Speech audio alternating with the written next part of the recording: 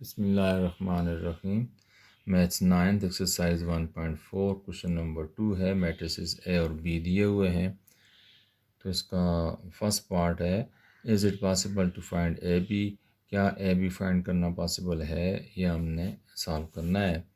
तो इसमें possibility check करने के लिए हम क्या करते होते हैं, ये जो पहला मैट्रिक्स है ए, इसके कॉलम्स की तादाद फाइंड करेंगे, और दूसरा मैट्रिक्स ये बी है, इसके हम रोज़ की तादाद देखेंगे। अगर दोनों इक्वल हुई तो फिर ये ए बी पॉसिबल होगा। तो फर्स्ट ऑफ ऑल हम लिखते हैं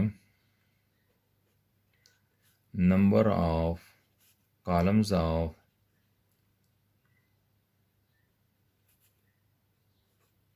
ए। मैट्रिक्स ए के कॉलम्स की तादाद देखते हैं कितनी है, एक दो, ये दो होगी। और इसके बाद number of rows of matrix B. B matrix के हम रोज़ की तादाद देखते हैं, वो कितनी है, वन टू, टू रोज़ हैं। तो implies that number of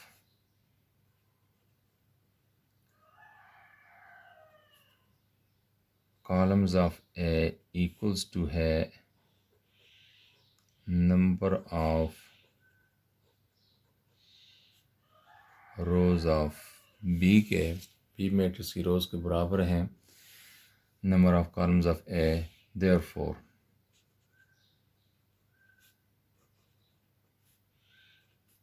AB is possible। इसलिए हम कहते हैं कि ए बी पॉसिबल है। अब इसका दूसरा पार्ट है सवाल का, क्वेश्चन नंबर 2 के पार्ट 2 है, is it possible to find B A. क्या हम ये बी ए फाइंड करना पॉसिबल है। तो इसके लिए भी हम ये करते हैं कि जो पहला मैट्रिक्स बी है, ये बी ए फाइंड करना है। तो पहला मैट्रिक्स बी है हमारे पास, तो बी के कॉलम्स की तादाद अगर ए की रोज़ की तादाद की इक्वल है तो फिर बी ए पॉसिबल होगा।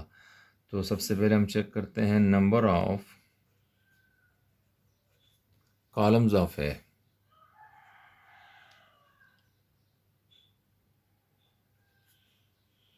ये कॉलम्स ऑफ बी, पहला मैट्रिक्स हमारे पास यहाँ पर बी है।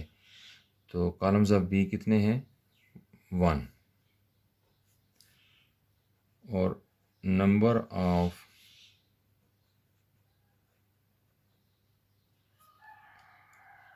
रोज़ ऑफ ए की रोज़ की तादाद कितनी है, वन, और ये टू, ए की रोज़ की तादाद टू है।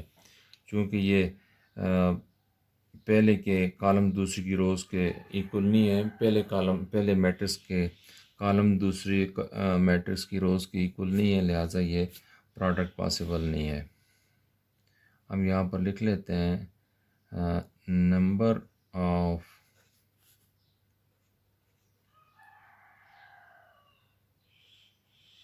columns of B not equal to number of rows of A। therefore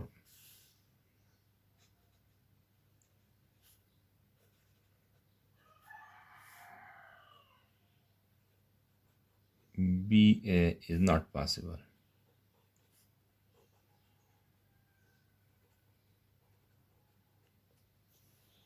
इसलिए BA पॉसिबल नहीं है। अब इसका क्वेश्चन नंबर 2 का तीसरा पार्ट करते हैं। क्वेश्चन नंबर 3 में लिखा है फाइंड द पॉसिबल प्रोडक्ट। तो हमने देखा, पहले हमने सॉल्व किया तो पॉसिबल प्रोडक्ट हमारे पास ए बी था।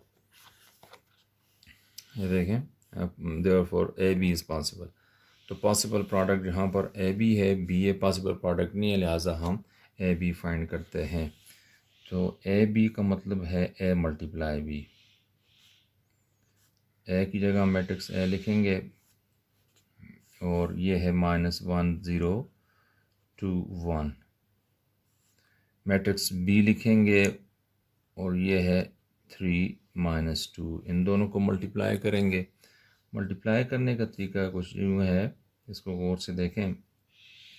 तो पहले हम फर्स्ट रो को इस फर्स्ट कॉलम से मल्टीप्लाई करते हैं। तो फर्स्ट रो का जो पहला एलिमेंट है कॉलम के पहले एलिमेंट से, यानी और दूसरे एलिमेंट जो है फर्स्ट रो का कॉलम के दूसरे एलिमेंट से मल्टीप्लाई होगा। यानी first element of first row that is -1 multiply first element of first column, और ये है 3। प्लस का साइन डालेंगे इनके दरमियान। फिर second element of first row is 0 multiply second element of first column जो है दैट इज़ -2। यानी हमने इसको इससे मल्टीप्लाई किया है, -1 को 3 से, प्लस इस 0 को इस -2 से मल्टीप्लाई किया है। अब हम दूसरी रो में आते हैं, तो दूसरी रो नीचे लिखेंगे 2 × 3 प्लस ये 1 × -2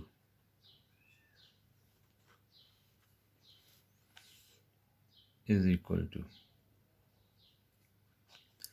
-1 × 3 तो 3 बन गया, प्लस मल्टीप्लाई माइनस, -0 × 2 0, 2 × 3 कितना हुआ 6, और plus multiply minus minus, plus 1 × -2 -1 × 2 2, यानी +1 × -2 दैट इज़ -2। ये हमारे पास आ जाता है ए बी का प्रोडक्ट। नहीं, अभी इसको माइनस भी करना है, तो ये 3 - 0 हो गया 3, और 6 - 2 हो गया 4। This is our answer. Answer में कुछ फ़र्क आ रहा है, यहाँ पर हम देखते हैं -1 × 3 यहाँ -3 है, और इस तरह -3 - 0 ये -3 आएगा, -34 इज़ द आंसर।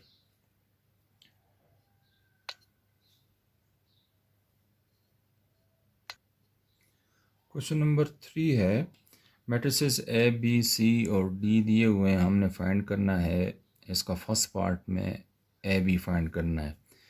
तो ए बी हमने रिपीट किया, ए की जगह हम मैट्रिक्स ए की वैल्यू लिखेंगे, वो है 4 1 3 1, और यहाँ पर मैट्रिक्स बी की वैल्यू लिखेंगे, और वो वैल्यू है जी 1 - 1 और -3 और 4। अब इन दोनों को मल्टीप्लाई करना है, तो मल्टीप्लाई में देखें हम फर्स्ट रो को फर्स्ट कॉलम से मल्टीप्लाई करेंगे, फिर फर्स्ट रो को दूसरे सेकंड कॉलम से मल्टीप्लाई करेंगे। तो तरीक़ाकार कुछ इस तरह है, ये 4 × ये 1, प्लस का साइन डालो, नेक्स्ट पे आओ 1 × -3। हमने फर्स्ट रो को फर्स्ट कॉलम से इस तरह मल्टीप्लाई कर लिया। अब थोड़ा फासले पर हम लिखेंगे, क्योंकि हमने दूसरा कॉलम मल्टीप्लाई करना है। अब फर्स्ट रो से दूसरा कॉलम ये वाला है, इसको मल्टीप्लाई करते हैं। 4 × -1, प्लस का साइन डालो, 3 × 4, 4 × -1 प्लस 1 × ये 4। इसी तरह अब हम दूसरी रो में आते हैं, दूसरी रो है 3 और 1, इसको फर्स्ट कॉलम से पहले मल्टीप्लाई करते हैं। तो 3 × ये 1 प्लस ये 1 × -3, 1 × -3। हमने यूँ किया है, इस फर्स्ट रो के फर्स्ट एलिमेंट को कॉलम के फर्स्ट कॉलम के फर्स्ट सेकंड रो के फर्स्ट एलिमेंट को हमने इस कॉलम के फर्स्ट एलिमेंट से मल्टीप्लाई किया है, और इस सेकंड रो के सेकंड एलिमेंट को कॉलम के सेकंड एलिमेंट से मल्टीप्लाई किया है।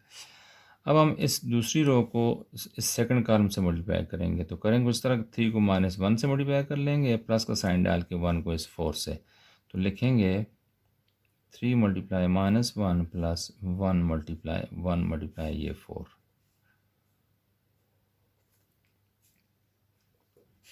अब इसको प्रोसीड करते हैं, सिंप्लीफाई करते हैं। देखो 4 मल्टीप्लाई 1 तो हो गया 4, ये +1 मल्टीप्लाई -3 है तो ये -3, और 4 मल्टीप्लाई -1 ये -4, +1 मल्टीप्लाई ये 4 ये हो जाएगा +4, 3 मल्टीप्लाई 1 ये रहा 3, ये +1 मल्टीप्लाई -3 ये रहा -3, और +3 मल्टीप्लाई -1 ये रहा -3, और ये +1 मल्टीप्लाई 4 ये होता है 4।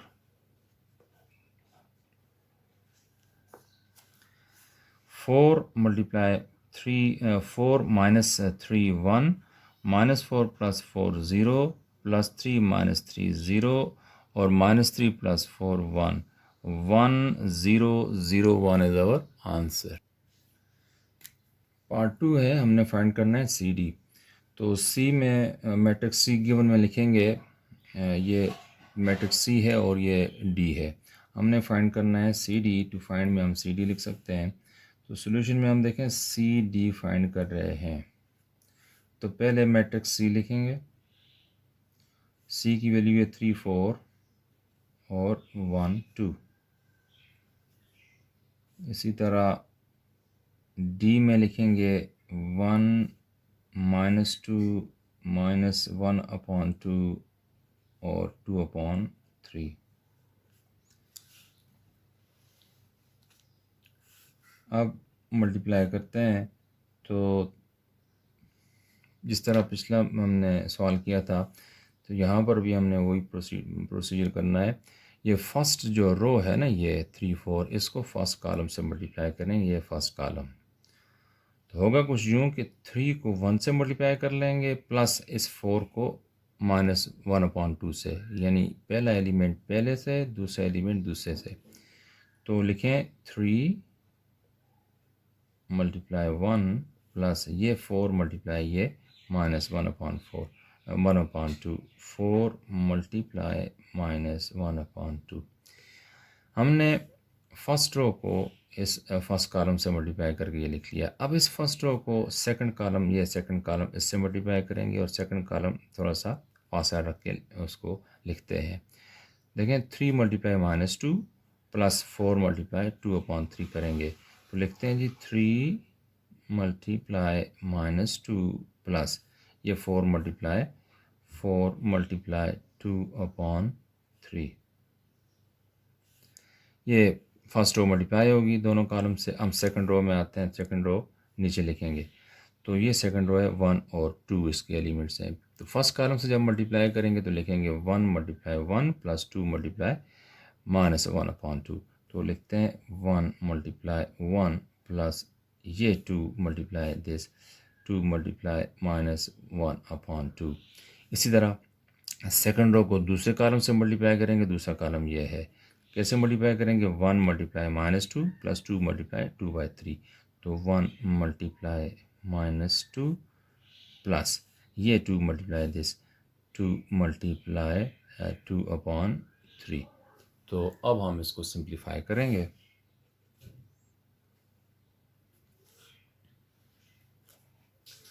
देखो 3 मल्टीप्लाई 1 तो हो गया हमारे पास 3, ये +4 मल्टीप्लाई ये -1, ये हो जाता है जी -4/2।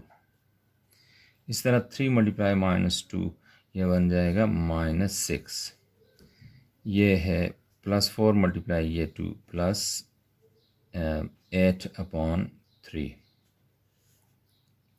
इस तरह 1 मल्टीप्लाई ये 1, ये +2 मल्टीप्लाई ये -1, ये बन जाता है -2, नीचे ये 2, यानी इस 2 के नीचे 1 है तो ये 1 मल्टीप्लाई 2 बनता है।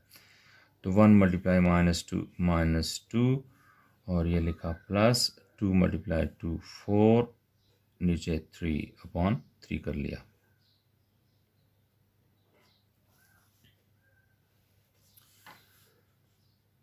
देखें हमने इनको 3 - 4/2 करना है, तो ये मैंने 3 लिखा। 4/2 मीन्स 2, यानी 2 से कैंसिल हो जाता है। 4 डिवाइडेड बाई 2 करो तो 2 बनता है, ये मैंने 2 लिखा। ये -6, ये 8 डिवाइडेड बाय 3 फ्रैक्शन में आ गया, पॉइंट्स ने डेसिमल में आंसर आता है, लिहाजा ये कटता नहीं है। इसको हम क्या करते हैं, डिनोमिनेटर लेके इसको सॉल्व करते हैं। इसका डिनोमिनेटर 3 है, इसका डिनोमिनेटर 1 है, तो 1 और 3 का जो है एलसीएम क्या होता है, वो 3 होता है। लिहाजा हम क्या करेंगे, यहाँ 1 लिखा हुआ है, इसको 3 बनाने के लिए यहाँ भी 3 मल्टीप्लाई करेंगे नीचे भी, और ये ऊपर भी मैंने 3 मल्टीप्लाई कर लिया है, और प्लस 8/3 एज इट इज़ लिख लेते हैं। 1 और 3 का एलसीएम क्या है, 3। इस 1 को मैंने 3 बनाने के लिए यहाँ पर 3 मल्टीप्लाई किया है, और जो काम मैं इधर करता हूँ, ये डिनोमिनेटर के साथ जो मल्टीप्लाई किया उसको न्यूमरेटर के साथ ही मल्टीप्लाई करना पड़ा है।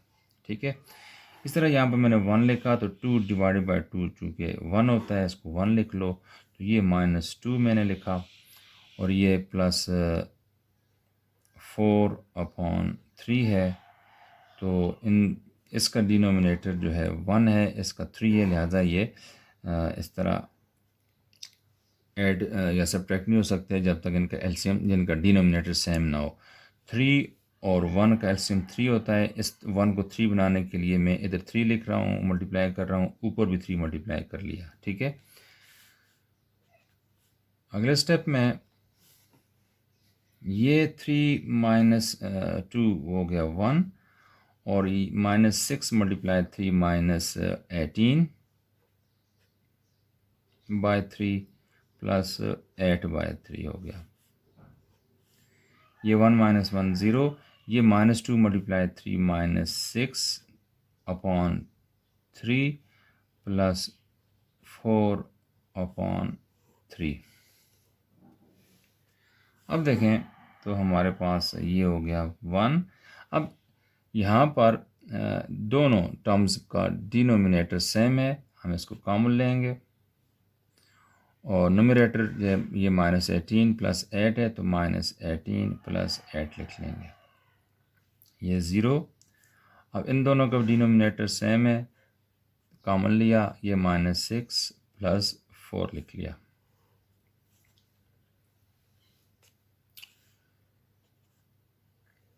अगले स्टेप में ये हो गया 1, ये -18 प्लस 8, ये -10 बन गया, -10/3, और ये 0, और यहाँ -6 प्लस 4, ये -2 होता है, तो -2/3। This is our answer.